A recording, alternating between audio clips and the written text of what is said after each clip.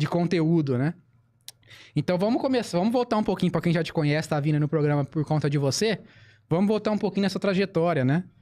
Eu sei que hoje você é um cara que é professor, é um cara que se interessa pela vida intelectual, tá sempre estudando, discutindo assuntos que são dos nossos interesses, né? Principalmente questões religiosas, filosóficas e históricas, né? E por aí vai. Mas eu queria saber, lá da sua infância, quando que isso surgiu?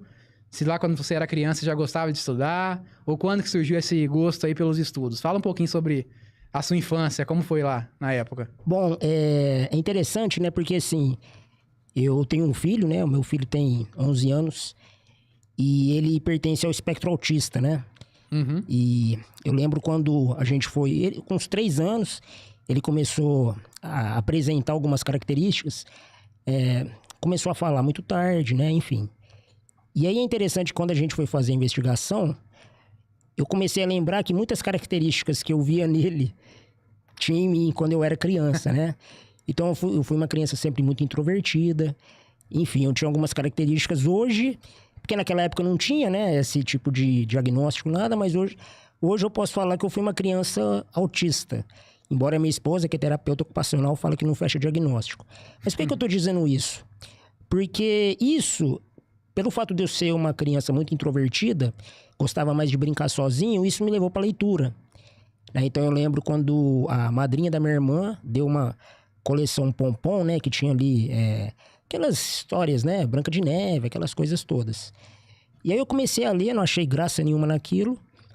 E aí na biblioteca da escola eu comecei a ler Rei Arthur, e a Tábua Redonda, aí foi uma coisa que eu gostava mais. Então eu sempre gostei de ler, né, gostava de ler assim aventura, e um hábito que eu tinha, né, isso aí já denota o autismo mesmo.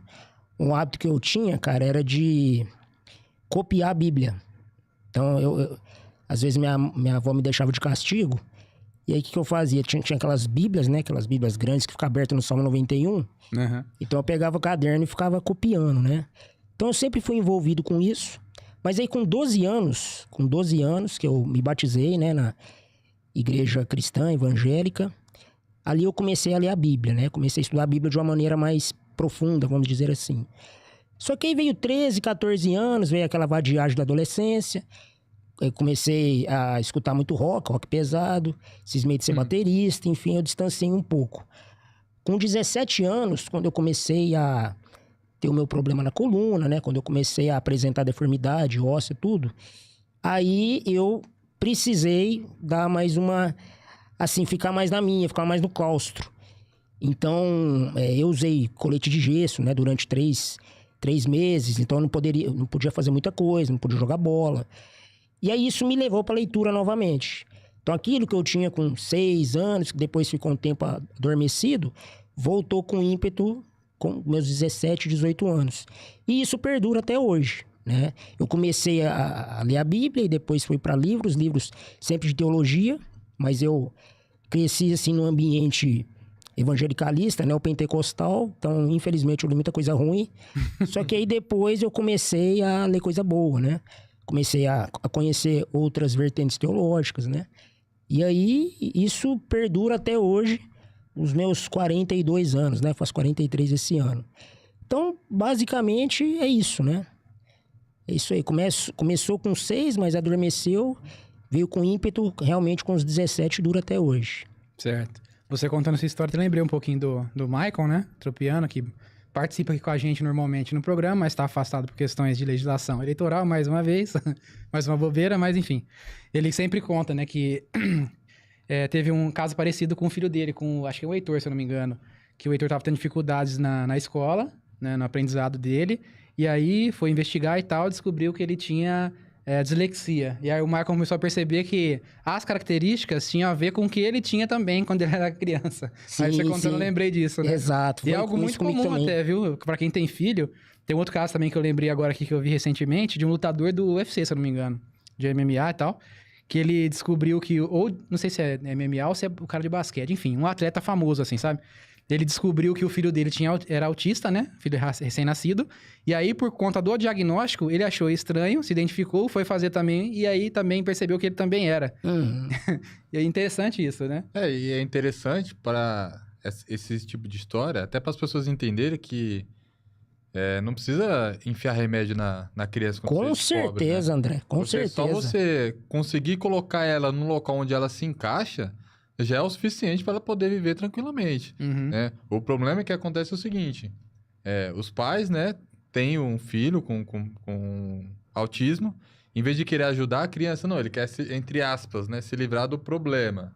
Aí acaba dando remédio, deixando a criança dopada, sendo que, na verdade, ela poderia salvar o filho dela, colocando no esporte, que ele se dá bem, dando um livro para ele ler, algo para ele pintar, né? Mas, hoje em dia, os pais, eles querem, né, entre aspas, se livrar do problema, não lutar ali para o seu filho ter uma qualidade de vida, né? Exato, porque assim, quando tem uma criança especial, independente do transtorno, é mais trabalhoso para os pais.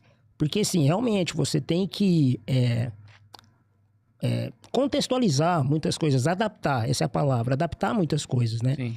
A minha mãe, os meus pais, né? Minha mãe e meu pai, embora na ignorância, na época realmente não tinha esses diagnósticos, mas eles conseguiram, né? Adaptar muitas coisas. Eu aprendi a ler sozinho, né? Com 4 anos, então... A minha mãe começou a comprar livros que eu gostava, começou a comprar gibi que eu gostava. Então, assim, embora ela via algumas características minhas que não eram comuns em outras crianças, mas ela falou, não, se ele tá indo por essa linha, vamos trabalhar isso. Né? E aí o que o André falou, muitos pais, às vezes, se sentem incapacitados para lidar com essas características especiais dos filhos, e aí ou terceiriza para a escola, ou terceiriza para uma terapeuta, para uma profissional. Mas, embora eu não descarto a importância da escola, a importância dos terapeutas, mas os pais são insubstituíveis.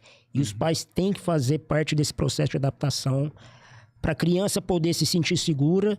E porque assim, é interessante essa questão dessas características especiais, porque embora tenha defasagem em algumas áreas, mas tem um superávit em outras. Sim. E aí assim, conhecer a criança, identificar a criança, os pais conhecerem os seus filhos para poder otimizar os pontos ruins, né? Aliás, otimizar os pontos bons e trabalhar nos ruins. Mas é aquela coisa, não pode querer terceirizar. Tem que participar juntamente com o profissional, com a escola, e não só jogar e deixar eles fazerem. Com certeza. Deixa eu já mandar